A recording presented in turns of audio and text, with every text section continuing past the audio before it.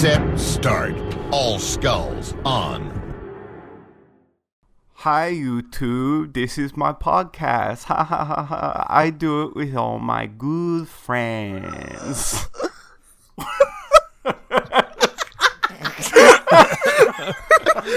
Hi YouTube. It's bullshit. I did not do it. I did not.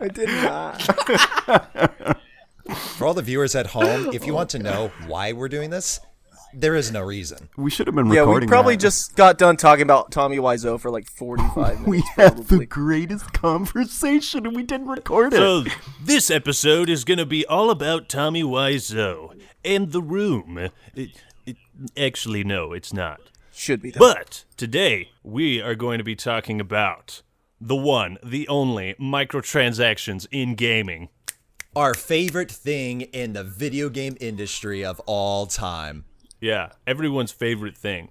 And we have a special guest today. It's Tommy bring Wiseau. you- He's actually here. It's the real Tommy Wiseau. He has nothing better to do than come on our shitty show. Why don't you introduce yourself, Xperia? Why, hello there. Welcome to my humble abode. Was that really him? Yeah, that was me. Who the fuck are you? Sounds like Cletus, bro. I think it's some random like e-celebrity that Ackman just like dragged in off the street. No. Like, Hi guys. kind of like Tommy Wiseau. Okay, what's up guys? I'm Hidden Xperia. You all probably recognize me. I make iconic videos where I essentially. You circle jerk probably about heard Hidden's of me. art I'm style. kind of a big deal. He's a very lowbrow channel. Like he's got like 2 subs or Yeah. something. It's One of 3 them is now. his mom. No, it's 3. Yeah, Oh, no, my 3? my uncle Shit, subbed to me bro. today, so Shit. I'm making it. Growing big. I'm making it. Yo, so let's kick this off. The crew is all here. Now let's just jump straight into it. Let me start by asking our guest, Xperia, what do you think about microtransactions in gaming? And I know that's a broad question, but generally speaking... Yeah, this is the good shit. Okay, so my thoughts are they are, in short, an absolute plague. They are taking features and aspects of a game, such as like progression systems and meritocratic, is that even a word, unlock systems, where, for example, you complete a challenge or get an achievement to unlock something. They're taking those and just completely removing them for the sake of random number generator unlocks, for the sake of revenue. It's removing a lot of character from games. Like, for example, in Halo 5, Halo's always had this precedent set where you have to do something notable to unlock a piece of armor. So, for example, in Halo 3, when you got an overkill, you unlocked the commando armor for the elites. Whereas in Halo 5, to unlock a piece of armor, you spend 10,000 rec points, or you spend $3. And you might get it, you might not do. It removes any value to the items that you get in the microtransactions. And overall, like I said, it's a plague. They are a plague to gaming. So what would be any positives, if you were to say? What are the positives of having microtransactions in AAA video games? I mean, I guess... yeah. This is the more interesting I mean, question. It depends what standpoint you're looking at it from. If you're looking at it from a consumer standpoint, absolutely sweet fuck all. There's nothing. There is no positive. There is no benefit. But free DLC. Oh no, not that excuse. But no, okay. Okay, we're gonna play devil's advocate. There's 2 things. One, the free DLC thing. Yeah, which that's I not think we real. all That's a disagree myth. on, right? It's hot bullshit. That's not real. Yeah, I did just not. That's bullshit. Yeah. Yeah, it's like... Now here's the one that I actually have heard from people. Some people work really hard all day long, and if they buy a game that's like X number of hours fucking long, they don't have the time to fix it, so they're going to, instead of grinding 20 hours to get this shotgun, they're just The gonna pay only reason $3 it takes to have 20 the chance hours to get that shotgun is for the microtransactions in the first place. Yep, Exactly. precisely.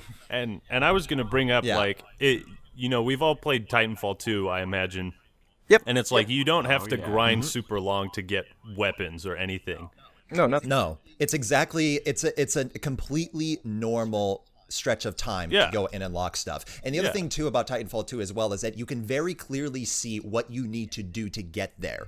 to get to this camo or this gun or this Mexican or whatever the hell, there's always a specific action attached to it or a specific thing you need to do. Whereas in, as you say, a big beef with me with loot boxes is that no matter how interesting the piece of the item is or the gun is or whatever, it all has the exact same story and process behind it.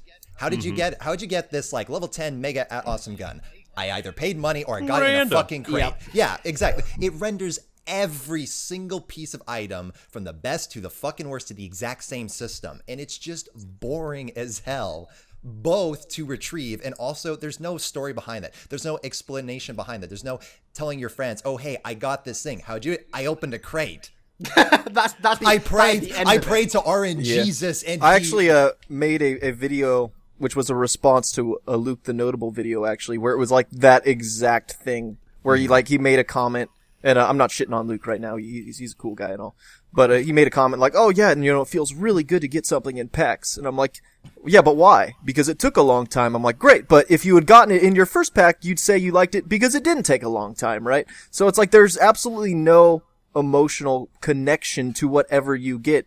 And the thing is some people want both. Some people think, oh, well, we'll have the microtransactions and an unlock system that's based on achievement and award-based. But if you do that, you completely eliminate any value that the RNG system has. Because why would anyone wear something they got randomly when they could wear something that they had to earn? Well, at the same time as well, people always say, well, you can have it so you have armor unlockable via RNG and also achievements. So instead of getting it through a random number generator, you get it through a certain achievement.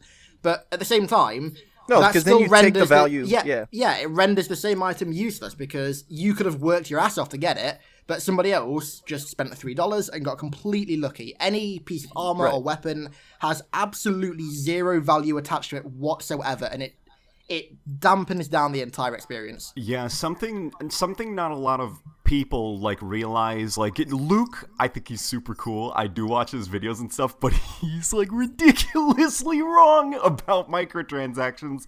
But it's something a lot of people, some microtransaction apologists don't really kind of stop and think about is I like it's that not term, here. microtransaction apologists. Welcome to the Roast podcast, everybody, where we call people out. Microtransactions are not here for you, the gamer. They weren't put here for you. If the games were built for your pleasure, they wouldn't be there. They're there for the publisher and for making money from you. There's 2 points I'd like to bring up.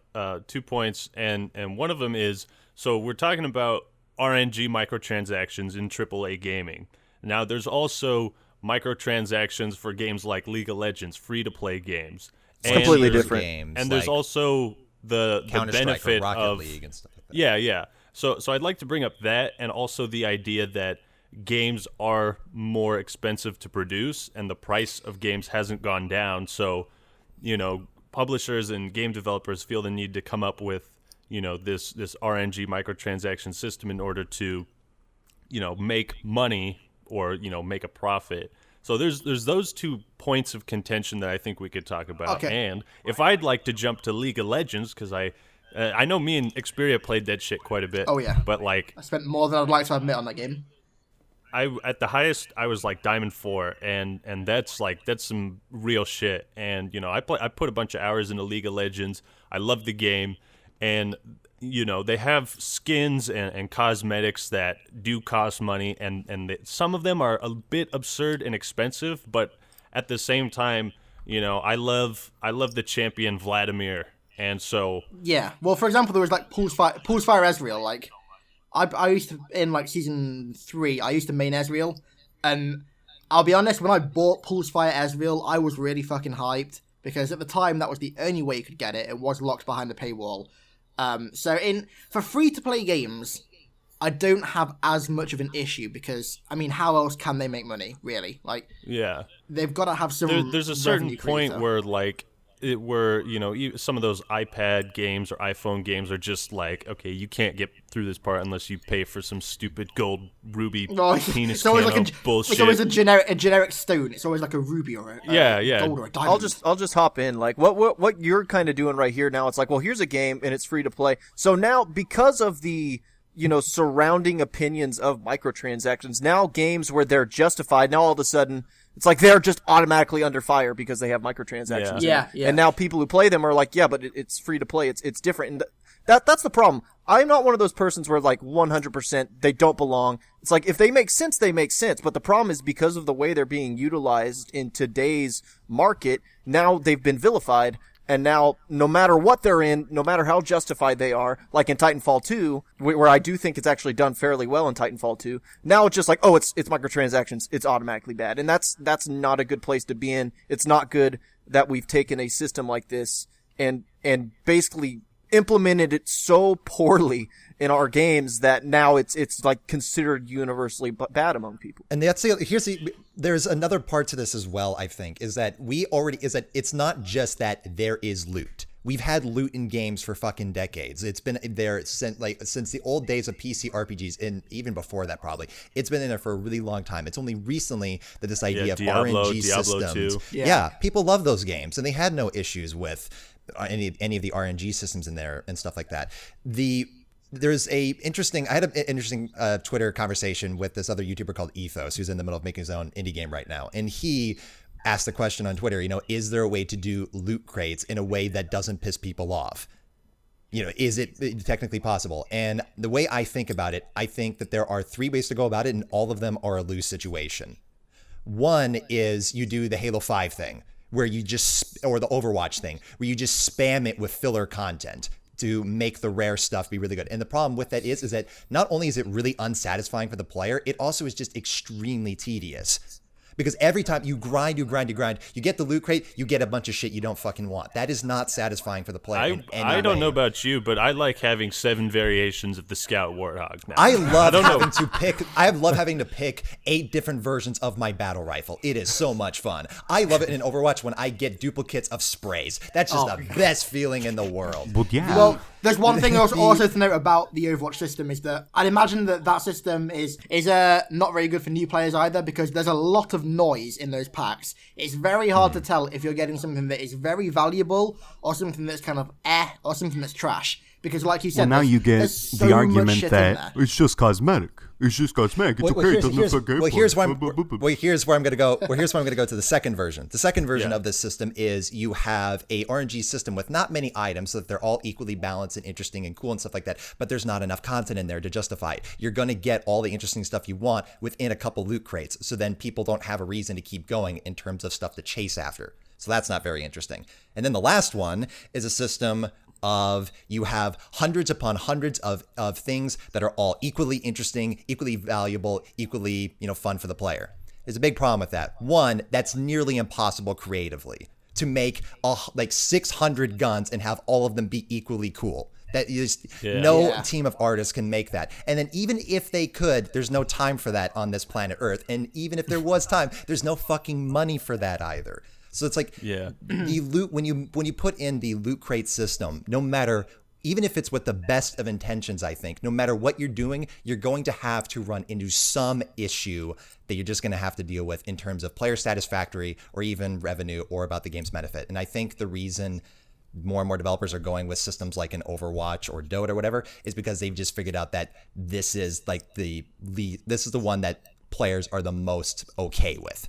Not completely satisfied with, but just okay with. I'd like to destroy a couple ideas for, the idea that either League of Legends system is perfect or that Overwatch's system is perfect or even close to it. And the caveat with League of Legends, especially recently, is so basically every skin, every extra cosmetic is behind a paywall. And okay, the game's free to play, right? You can also buy champions with real money or the in-game currency. But the caveat is they keep creating new champions when they have no reason to have 140 champions in the game. It's like at some point you just got to be like, okay, this is the game, and just tune it like that. And then at the same time as well, they also used to have, I'm not sure if they do anymore because I didn't play it anymore, but when I played in Season 3 and Season 4, they had a really bad habit of releasing a new champion with a fairly expensive skin, like 1,350 RP, which is like £9 or £10, and then and then also making that champion fucking disgustingly overpowered at launch. Like, I remember when so when people would Aatrox, want to buy it. yeah, when Aatrox launched, that shit was disgusting. Like, he was overpowered beyond He belief. was crazy good. Yeah, like, And you then couldn't the kill other him. aspect of it is, so League of Legends, because it has so many champions and such a diverse play style, there are specific champions that are way more popular than others. So I'm an Urgot main. Okay, Urgot is the least played fucking champion in the game. He has been for like 5 consecutive years. The dude has 2 skins.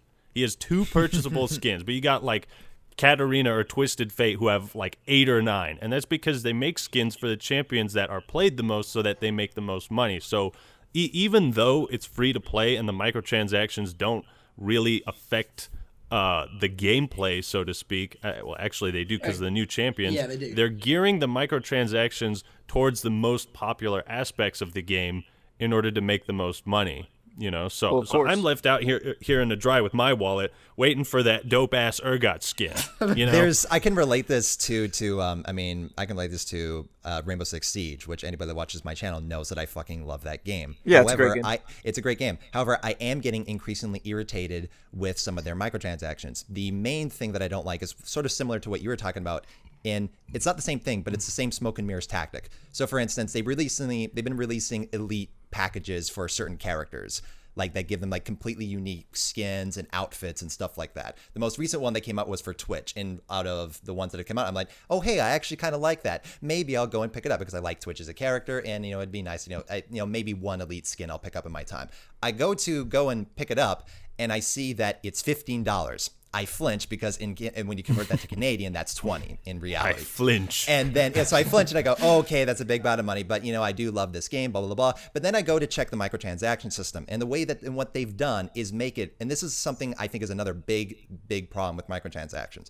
They make it so that in order to get this character, it's something like 1,700 credits or whatever, rainbow credits. So that's basically. Yeah, so I know where you're going with this. So it's about 18, 20 minutes. The thing is, though, in order to go and buy it, you need to you need to buy the $25 microtransaction pack. You can't buy specifically $18 worth of microtransactions. You have to pay the extra $25. League of Legends does the exact same thing. Like, skins are like 975 RP, and the lowest you can buy like 1200. You know what's the oldest thing that used to do this? Microsoft points. Yes, Oh, yes, yeah. they were. I actually made a video about that very thing, the Ubisoft's killing Rainbow Six's potential, mainly because that's exactly what they do. What they do is they make you convert your money into a fake currency. And so but you can only buy that fake currency in specific increments. And so 5, 10, 25, and 50, yeah, right. I think. So obviously now that you're not spending just real money, you're spending fake currency. They set you up to overspend, and it's a really shady. Yeah, And it also reminds psychologically me, as well. Destiny, actually, I remember a while ago now. I don't play Destiny. I haven't played it in Good, we won't so have to long, crucify because why you. would I? But I remember when they first introduced microtransactions and you could like buy things with it. I remember it was like, now I don't know the exact price. I don't remember that, but I do remember it being like only a couple fake currencies short of the price of some of these things. And I looked at the store because I was like, well, how much would I have to spend in order to have enough of the fake currency to actually buy it? Because, it gives you some off the bat. And you had to buy like the middle, like not the least expensive, not the highest expensive, but at least the middle amount of like currency that you could get. And it was like $10 or something. I can tell you that from a psychological point of view, that is like a very common thing. When you switch a actual currency into what they call tokens, it instantly becomes easier to spend, because when you're handing when you've got money in your hand, or when you're spending money on a credit card or a debit card or whatever, that's actual physical money that you see every day in your life. Whereas these tokens, these little arbitrary, generic, non-existent tokens, you can't see them. You've never seen them before. They are so much easier to spend compared to actual real-life money, and it's a really snidey system. I would honestly rather microtransaction system just use like pounds or dollars or Canadian dollars or whatever, because it's That's the thing is that I'm curious to see a game try. I mean, if there is a game that has tried this, please let me know. But I'm pretty sure I would be curious to see if a game came out, a AAA game came out where it did have microtransactions, but they weren't this fake currency stuff. If they just made it so, oh, new elite skin for Twitch, $15 Canadian. No point system. No, you have to buy the third pack in the fucking store or whatever the hell to get enough points. Just $15. CS:GO kind of does this. It's like half and half. You can only add a certain amount of money to your Steam wallet, but that's it's in your currency. Well, that's what it's not in, Titanfall 2 Steam does. Titanfall 2 doesn't have any BS currency, but it also it doesn't have doesn't. loot boxes. Honestly, Titanfall 2, it's honestly paid DLC because it's stuff that you know It's paid exactly DLC. what It's not you're even getting. microtransactions. Yeah, it's not microtransactions. I'd like to go back because I was going to talk about Overwatch, and I made a video like what Overwatch needs to learn from Warcraft, I think Starcraft, and Halo. And I think in some of my videos I've made some occasional marks on the loot box system, and I've actually gotten some flack back for that. Like some people actually defend that, and they think it's a good system. And granted, it's not terrible. It's not terrible by any means. But the problem is all of that stuff that you're getting is RNG, right? So even if you grind it out, you know, it's still the same thing. Like people say, oh, well, you know, it provides for the free DLC for, you know, the extra maps and all that stuff. And, you know, that might be true in Overwatch's case, but at the same time, you know, if that system wasn't there, if there were no loot boxes, there would be more interesting ways to get those skins. No. Here's the thing, Ackman, and this is a video that I also made where it's about Overwatch's You got the microtransactions. monopoly on the videos. I'm just made, saying. right? I happen to have studied some of this stuff before. Yeah. The thing with Overwatch is, I believe that the RNG system complements Overwatch's gameplay. And let me explain that, because like the thing is I've listen. You're losing me, I've dude. made the videos about Halo and how you need, to earn your stuff, right? And so a lot of people heard that, then they saw my new Overwatch or my old Overwatch video and they went, oh, well, why don't you just earn stuff in Overwatch? Well, the thing is Overwatch is a game about characters, but it's not just about picking one character, even though that's what you did, Ackman, with Genji. It's about learning multiple characters Genji at a time. You're supposed to be able to play all of them and switch them on the fly. If you made a system where you earned skins and items through playing a specific way, you could compromise the design of the game, right? So then that's what my argument is. So with the RNG system, it's just like all you have to do is play the game the right way, right? So but if you Titanfall 2 earn manages to do listen, that. if you earn a Tracer skin by playing as Tracer, and that's what you're going for, that's what you're trying to do, well, then what you do is you just play Tracer even if you weren't supposed to, even if that wasn't the correct matchup. And so that's kind of what the argument is for RNG. With that being said, it is not implemented properly, it isn't satisfying, and it could be done better. On top of that, I want to real quick just say something about what Agman originally said. So you said that people were defending the Overwatch random system, the loot box system. Well, the reason people are having to defend that is because it's the best out of a shit lot. AAA games are full of these god-fucking awful microtransaction systems where they are so clearly built for the developer. Like, for example, Black Ops 3 is the worst one I've ever seen. Yeah. Absolutely anyone that's played unimaginable. Black Ops 3 it's appalling. It's the absolutely, system yeah, they have. it's embarrassing. Like, it's the most pay-to-win thing I've ever seen since fucking, what was it called? Yeah, those are horrible. PlanetSide 2. But either way, I was just going to say real quick, the reason that people defend the Overwatch one is because it's the best out of a shit lot and it's the best they've got. It's the least shitty. Yeah, it's still That's the god-fucking best way awful, to but put it's it. the best out of a bad lot. Okay, go on, It's late the night. carry on. least shitty. It's weird because like Black Ops 3's is appalling, as you said. Like Call of Duty, the direction that they've taken their microtransaction loot crate thing, where it's like you get like really good guns in it, and if I remember right, Infinite Warfare, you can actually get better, like stronger versions of base guns, which is even Well, worse. you can get some guns that give you nukes, which is like Warzone, I don't really understand people saying Warzone's like the least offensive. If anything, I would say Warzone is in the top like worst versions Agreed. because if you really as an example, it's an example that I wish I would have stressed a lot more. So when I first bought Halo 5, I had a friend who also bought Halo 5, and he just like dished something close to like $700 in the microtransactions. Shit. Bro, you on gotta day look out. one. You gotta look Like- out for your friends, dude. You gotta, Don't give that guy any sharp objects. Yeah, 'cause he's gonna while fucking he hurt was somebody. while he was downloading the game. And so while we were both in a Warzone match and we were playing together, my first Warzone match, which was actually on Raid on Apex 7, which, that's not exactly a great one to start with, but No. he was running around with things like the Prophet's Bane and like all these like awesome weapons. And I'm just sitting here like, I don't have anything. I don't have anything. And you just bought everything in the game.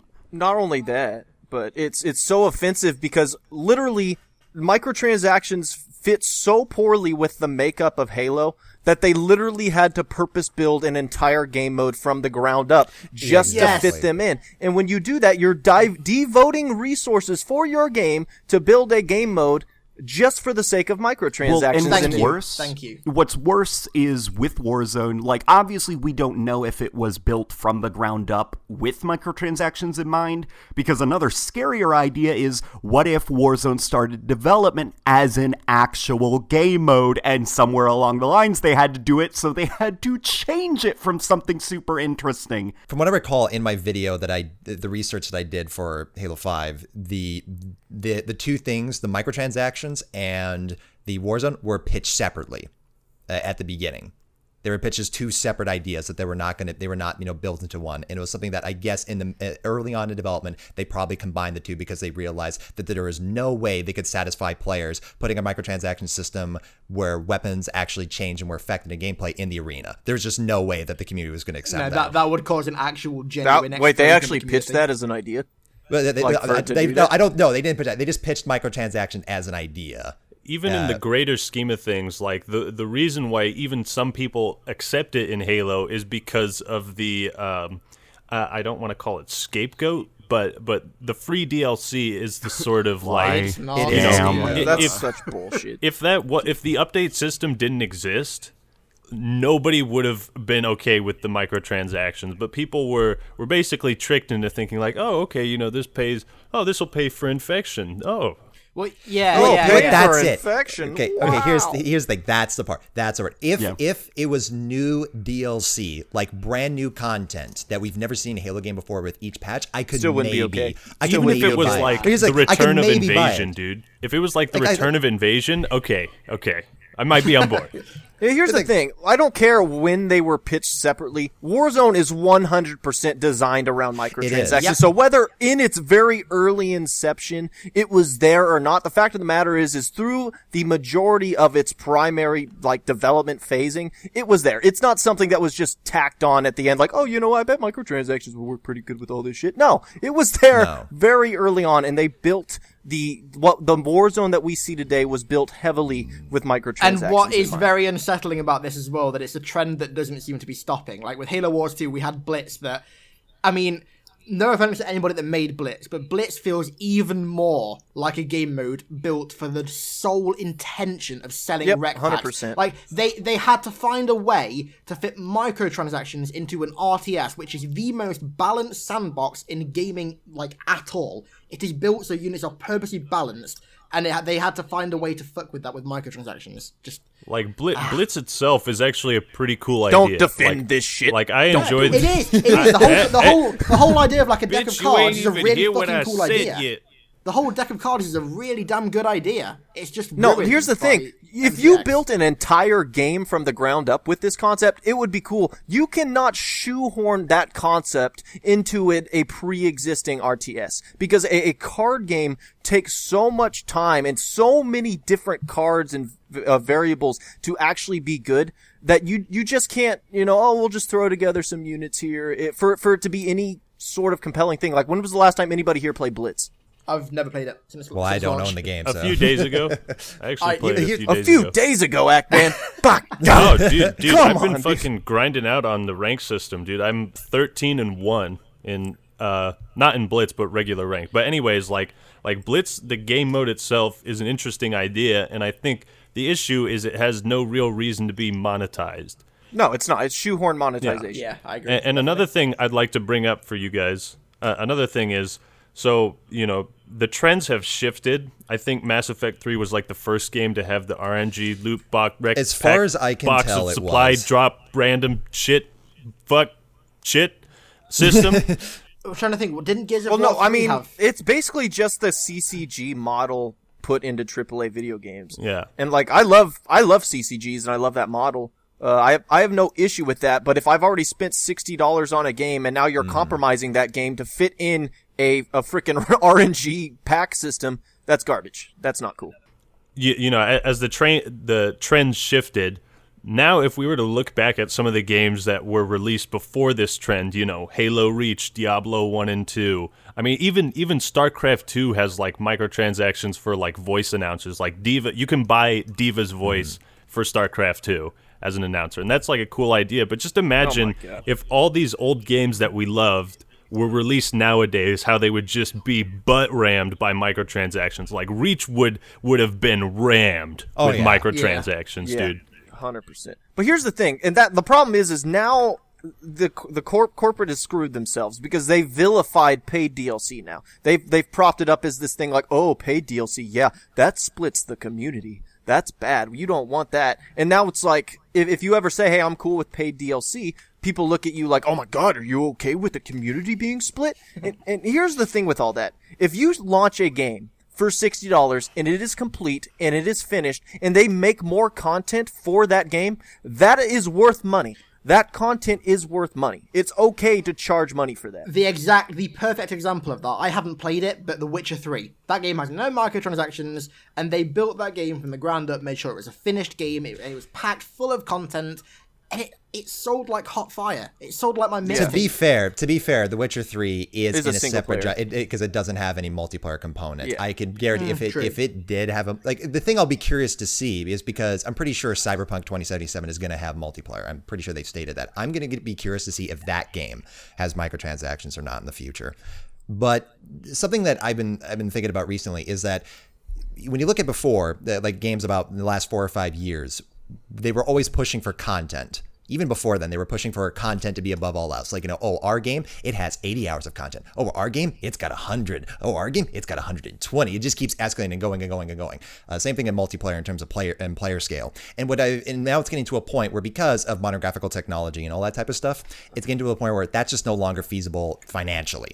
It just costs way too much fucking money to make for 8K textures and all this type of stuff in a game that's 150 plus hours long in terms of content, like be it an MMO or something like that. What's happening now is that they've now noticed that at first they thought that stuff like Overwatch and Siege were maybe going to only do okay, have now exploded, and they've only been growing with time. So now they're seeing, hey, depth is actually better because depth does not require us to make 200 hours worth of content. It requires us to make a small amount of characters and maps and all that type of stuff that people just play over and over and over again. And we can still keep the microtransactions in there. So depth over breadth then?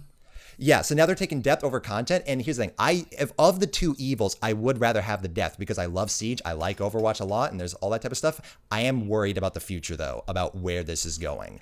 Yeah, I'd agree with that. Like Overwatch, even with its microtransactions and for its surface value simplicity, like it's a pretty deep game with a high skill level.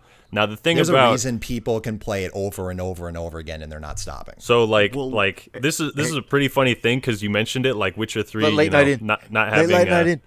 Well, after this. So Witcher 3 not having raining microtransactions. Outside and I'm cold. Open the door. Open the door, Lisa. The idea that any genre of game is free from microtransactions isn't exactly accurate because even this old RPG, Tales of Vesperia, I know I'm a faggot. It's a great game. But it's a JRPG, and like that was actually the first game I think that I saw that had microtransactions in it, and it's a great game. It's a great RPG. It was released in 2009, but on the 360 marketplace, you could pay like $2 for like 300,000 gold. There was actually options for that, and I did it. Apologist. $300, did you say? I'm sorry. No, 300,000. Did you say $300? No, 300,000 gold for like $2. Okay, guys, let's pack it up here. I'm taking over the podcast. It's my podcast $2. You spent $2. I recently bought a car in Rocket League. I recently bought Hearthstone packs, but it's... Am I the only pure one How here? could you? Confessions of a bunch of scrubs. That's our episode title right there. Confessions. Microtransactions, confessions of a bunch of scrubs. Yeah. To go back to kind of what Ray was saying earlier about depth and whatnot, the thing is microtransactions are not just something that you can put in any game, and there is definitely still a place for big games. And we actually talked about this last episode, where if you say Microsoft makes an exclusive, you make that really good, it sells systems. You look at Breath of the Wild, which I've been playing a lot recently, bought a Switch just for that game, essentially. There you go. It's like the quality of that game, which is huge, has so many systems, but is also like a very large game. So not only does it have depth, but it has the breadth as well. And then a game like that, it's like not only is it going to sell well, it's selling systems that are going to sell more games later on.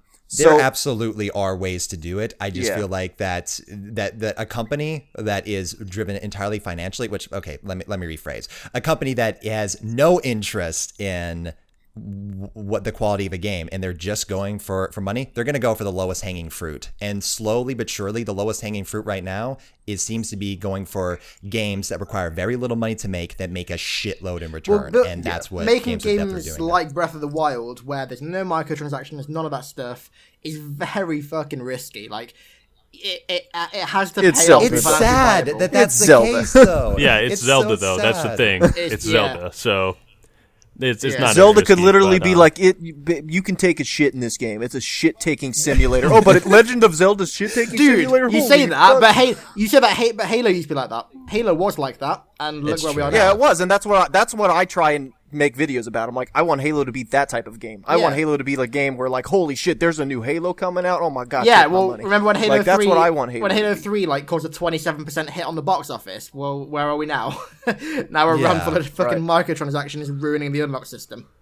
Right. I stayed home from school to watch E3 pressers I am going that to had Halo sneak in. myself in here now. Okay, Wait, late nights here. Holy shit. Oh, Yeah, Oh, hi. I thought we Cheerio. officially replaced him with But- Hidden Xperia. Basically, something that I was going to bring up is, well, obviously people could say, like, well, if the game is good, it's going to sell a lot. And then people would be okay with buying, like, map packs and stuff. Sometimes games just die, though. Yeah. No matter how much content, like, for example, obviously this is going to be a bit of a weird one where we take Halo 4 content-wise at launch and compare it to Halo 5 content-wise at launch.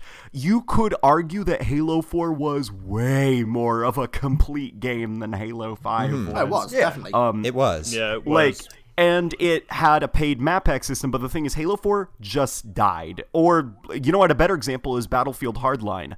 Battlefield Hardline was not that bad of a game. It wasn't. I like that game. Let me rephrase. Multiplayer was good. Single player was crap. Yeah, it just died, though. It had paid map packs, and the thing is, if you bought them, you're screwed because there was nobody playing. So here's one of the problems, and Late Night actually makes a good point. What if a game dies? Well, the problem is developers, because of the advent of DLC, they're planning DLC while the game's still being made. And so here's what I do. Make your game, make it the best you can, and put it out there. And if people stop playing it, well, you haven't already planned. Like, don't plan for DLC ahead of time. Like, wait to see if there's a demand for it. You know what I mean? Instead, they're like, oh, our game might die. We better have, like, RNG DLC day But one so we can the get problem is, like, stoke the firewall people's on top. attention spans are getting shorter and shorter and shorter because, like, and this is part of us being trained to expect DLC very quickly, but in general, gamers' attention spans are getting shorter and shorter, so it's almost like DLC is not only there to add more content and to make money, it's also there to, like, make sure that your player base doesn't lose interest. Yeah, so I'd like to. I'm going to summarize this, and then we're going to move on to viewer questions. So, Triggered. I mean, in short, microtransactions, they're pretty shitty. Surface value. In some ways, they can work and benefit the game, i.e., Titanfall 2 and arguably Overwatch. But for the most part, they are pretty much a cancer upon the current generation Pretty much, of gaming. they're And horrible. I think we could all agree on that. Yeah, they're show. Yeah. They definitely need to not like. Here's the thing: if they compromise your game, don't put them in there. Yeah. Here's the way it works. If a game is great and it's got microtransactions, I'll buy the game and just never buy microtransactions. There Very we go. true. That's just how it is. That's you're telling Just them. don't then, compromise the greatness with the microtransactions by Exactly. compromising the design of the game. Well, hang on. Exactly. One more thing before we Okay, leave, because one you did last. say. Well, you late did night, I say, was hey, trying to it's gonna be talk. super quick. Just hear me out. Listen to me. Okay. Okay. So you said, well, if it's great, I'm just not going to buy them. Here's the thing, though. That's not going to stop other people from buying them. I'm so tired of just don't buy them if you don't like them. No, because it's still going to affect me, because other people will have No, but bought that's the them. thing, though, is that you can't do anything about that. I can't stop people from buying elite characters in Rainbow Six Siege. And you know what? If they want to do them, if the customer really want, if we're in the minority and the consumer base really does want microtransactions to be in every game from here on out, that's just how it's going to fucking be. And like, you know what? So be it. And that's just how it is. And I just won't follow that trend. At the end of the day, you can only have complete control over what you do. And that's just how it is. The problem is, though, it will give them an advantage over you that you do not have because you chose not to just not buy them. But they chose to buy them, so they have the advantage. Oh, yeah, they absolutely obviously do. that's bad. That's Yeah. bad if you're paying for advantage always. There was a funny comment on the last podcast that was like, man, Raycevick sure is a fast talker. And just listening to you talking, that I was like, oh, yeah. Luke's But coming at you, anyways, Supersonic. So the first viewer question comes from Sumina, humina, Super humina, Gamer humina, 614992, and he asks a question for each one of us. But Hidden Xperia doesn't get a question. Maybe we can come up with one for him. Question for Hidden Come Xperia. on. Rapid fire for this So section. the first super question is for me, which is, what is one of your favorite childhood memories that isn't Halo related? Ooh, I'd have to say, like, when I was in kindergarten, my elementary school allowed us to bring in Game Boy Colors on Friday, and we could play Pokemon at recess at school on Fridays, and that was like fuck yeah, dude. that was like fuck yeah. I remember I had my yellow version, or my yellow Game Boy Color, and my buddy Roman would, like, because he didn't have one, so he would just like watch me. We would huddle over this like tiny black and white screen, or whatever the colors were. Or actually, no, it had color, but yeah, that's one of my favorite childhood memories, is just being able to play Pokemon at school. Pokemon at school. Pokemon at school. So this next one is Pokemon at for school. Ray. Who inspired you to make your long and well done reviews? Who or what? Favyn. Absolutely. I totally didn't run into him at the end of my Halo videos. No, the two people were Super Bunny Hop and Matthew Matosis. Their Metal Gear videos in particular. Those were a big influence. And they're also the main reason I'm probably never going to cover Metal Gear Solid, because they say pretty much everything I would ever want to. So, yeah. And here I am hoping you were going to do an MGS2 video. I think that's a good question for everybody. That's a cool question for everybody. Well, we Like, don't who's your all do inspiration? like long, well done reviews. I mean, my videos are kind of shit, but people watch it. No, I'm just kidding. Yeah, but mine aren't shit at the end, okay? Speak for yourself All only. right. So for The least Favyn, editing here by far. this one's kind of general for you, but Wait, what's going are on? there any particular favorite moments you have when playing a game? When playing, oh my god. It's like, have you ever enjoyed playing a video game before? It's like, no. Well, Are you just I this guess- bitter all the time on YouTube? Man, I don't know. Like, there's so many for me. Like, you could go all the way back, like, playing Sonic Adventure and with my mom and shit boy. like that when I was a kid, and I was afraid of chaos, so I'd have her beat the boss for me, and I was scared, little bitch. Just a bunch of things like that. Playing Rayman: The Great Escape, and I was afraid of the pirates, so I had my mom beat those pirates. What about Rayman You're a fucking 3? pussy, dude. What? And now I freaking love horror games, believe it or not. Playing Resident Evil 4 was scared at first, but then, I got good at it. I think the moment that sticks out to me is probably in Halo 3. I was driving a Mongoose, and my buddy had a sniper rifle, and it was on orbital, so it was a horrible Mongoose map. God. And we just drove through that tunnel, and he sniped like 3 people on the way down, and I ran over 2 people, and we had so much fun doing that. Like, that was a great moment. That's a moment that sticks out for me. Anyway. And lastly, to late night gaming, what is the video you're most proud of? Oh my god. Oh my I guess my video on the 343 armors. Because that's the one that like actually did some stuff internally at 343, and it was like, oh. We all know what your Nice. real favorite video was late night. We all know. Yeah, one was that? We all know. Oh man, We have you all guys know. seen my first video on my channel? I think I still left it up because I'm like, wow, like this. Wait, hold up. Was that one of the ones where you were looking through Halo 4's population and just laughing?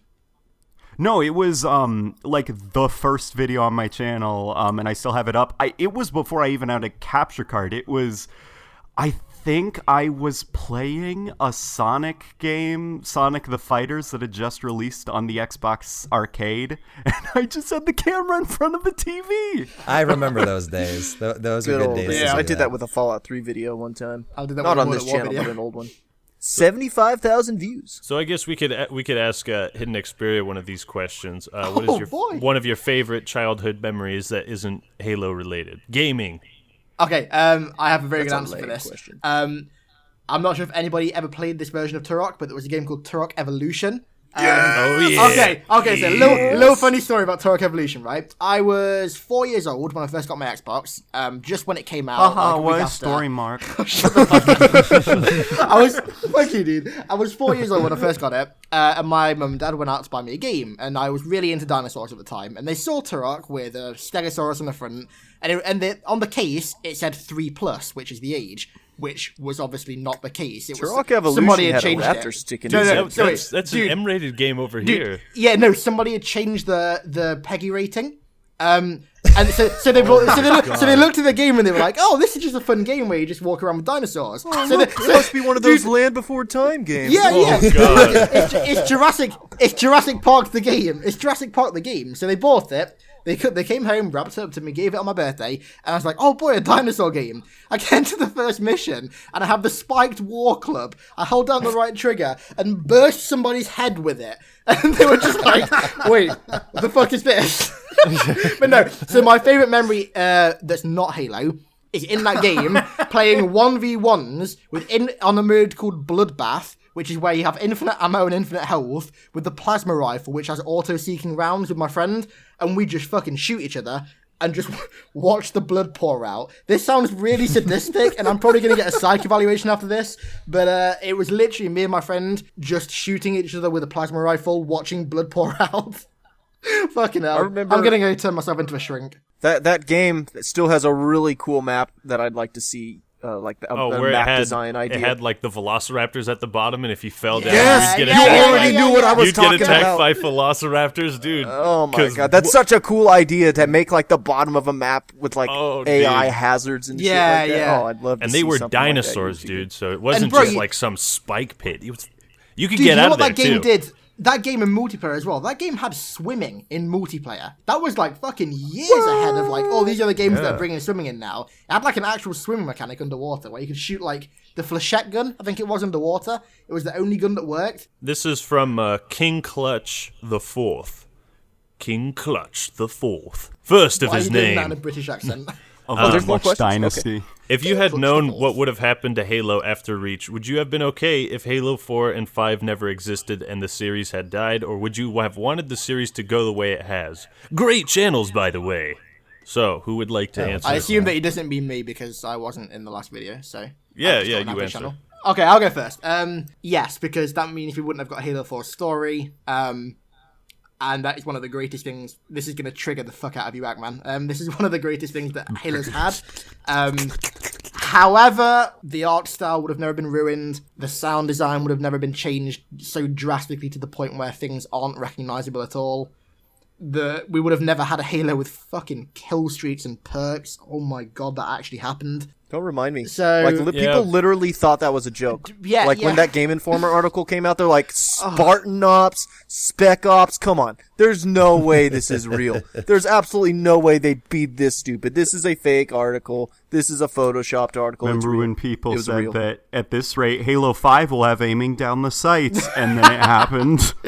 Oh Christ! But, almighty, yeah, you know, I it's think- Aiming down the sights. That's it- a funny joke. in I think summary- what it boils down to is I'd rather have had the games come out than the series just like stop, you know, because like Oh yeah, for 100%. because like sure. Banjo, I'm in the same Banjo boat. Kazooie and Banjo Tooie, they've teased the fuck out of me with Banjo 3, and I waited like 16 years for that shit. But like, even though Nuts and Bolts is somewhat of a catastrophe by Banjo Kazooie and Banjo Tooie standards, like it still has that charm of the games as far as like characters and dialogue. It's a fucking stupid ass car game, but but it still has that Banjo Kazooie and Banjo Tooie charm, and I'm glad that game actually came out, because even though it's not what I wanted, you know, some people might have liked it, and it's still in summary, I was just going to say that in summary, yes, I'm very happy that Halo was continued. I agree with about 10% of the decisions made. Hopefully that number will increase in the future. 10%, I have a very high wow. feeling it will too. High praise. I do have a very good feeling that percentage will increase quite drastically in the future though. But yes, I'm definitely happy that Halo continued, because I genuinely have no fucking idea what I would do with my life without Halo. So Well, that ad revenue, dude. Gotta keep that ad revenue. This is probably where I differ the most, because here's like I'm with you guys, because I am glad that the series kept going. I haven't it's given my mainly answer yet. Yeah, okay, yeah, maybe you fucking hit, but like the like, I mean, I'm totally fine with the series. It's mainly because I'm not a very sentimental person. As in, when I see people say, "Man, I fucking wish Halo died at Reach, because then it would have been perfect in my mind." I'm not that type of person. I don't look back and go like, "Oh, I just want the next Halo to be exactly the same as Halo 3, no changes, then it's perfect." I'm not that kind of person. I've been there, I've done that. You know, I'm glad the series is continuing, and the main thing is that, you know, despite all the changes that I disagree with and things that I dislike, I liked Halo 4. I like Halo 5's multiplayer, so I've generally been okay with the series even at this point. I know it's going to be weird after all the vibes in my videos and how much I criticize, but of all the Halo games, I'm generally okay with the series the way it is, and it's not ruined in my mind. The old games still exist. I still go to them. There's new games that exist, and I still go to them as well. Yeah. Like, What about you, here's Late where, Night? Here's where I'm at. How do you feel? Here's where I'm at. It's not. Oh, go ahead, Late Night. Go ahead, Late Night. I'm sorry about that, bro. Sorry about that, Here's bro. my opinion. I wouldn't. Now, Halo 4, controversially, I say, is my second favorite Halo campaign in the series, behind Halo 3. But I honestly, given what a just like nightmare, for lack of a better word, the Halo 5 campaign is, I would not mind using Halo 4 as a blood sacrifice to get rid of like a lot of the stuff that Halo 5 and like even Halo 4, with like the push towards aiming down the sight and long range engagements, and exclusively long range engagements, kind of brought to the series, and having Microsoft wait like 5 or maybe even 10 years before attempting to revive the series. Okay, well, I'm going to try and even with the Halo 5 okay, campaign. Ackman, go ahead. Even Ackman. with you the go Halo ahead. 5 campaign being as bad as it was, like at the very least, you know, it was an opportunity for all of us to kind of look at it and try to figure out and understand what we like about storytelling in the first place, and kind of use that as an example of like things that don't really work well. So, you know, even though Halo 5 was like a pretty big stumble at a really bad time, you know, at the very least, it any sort of failure always serves as a learning experience. So, you know, I'm thankful that, you know, it did come out. Of course, I would have wanted it to be much better, but, you know, you got to look at the positives of it and what we can learn and what the developers can learn from their mistakes as well. Well, real quick before Favyn starts, can I just say one thing? Halo 5 has been the biggest fucking wake-up call for the community I have ever seen in any video game ever. How was 4 not that? Have you ever seen an uproar as big as this art style thing? Me and Late Mass Night. Effect 3. Let me just say Mass real Effect quick. That was ending. big. Mass Effect's ending. Okay, that's a good point. That is one thing. Okay. That is one thing. However, right, the other night, me and Late Night tallied up all the views on my art style videos, his art style videos, Favyn's and Ackman's, right? There are My over armor 1 customization video? That's the one with the actor bro. Yeah, right. So we tallied those views up. There is over 1.5 million views on videos just exclusively talking about the art style. Halo 5 has been the biggest fucking wake-up call that people are not happy with Halo's direction, and 343 are listening, and I'm happy that Even Halo its 5 turned out the way gameplay it is getting some uproar right now, especially Yeah. after the pro scene. Oh, There are a lot of people calling for a return to classic gameplay right I now. am actually currently scripting up a video talking about, like, basically along the same lines as the art style videos I did, like why people don't like but this one is actually going to be about Halo 5 esports.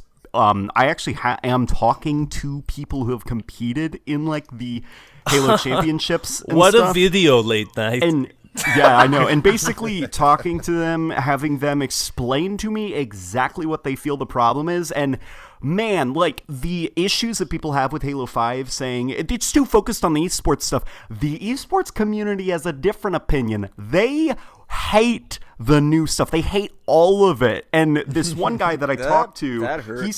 he said exclusively he said to me basically what he would like is he would like a Halo game that's way slower, that gets rid of this aiming down the sights, sprint, like all this nonsense.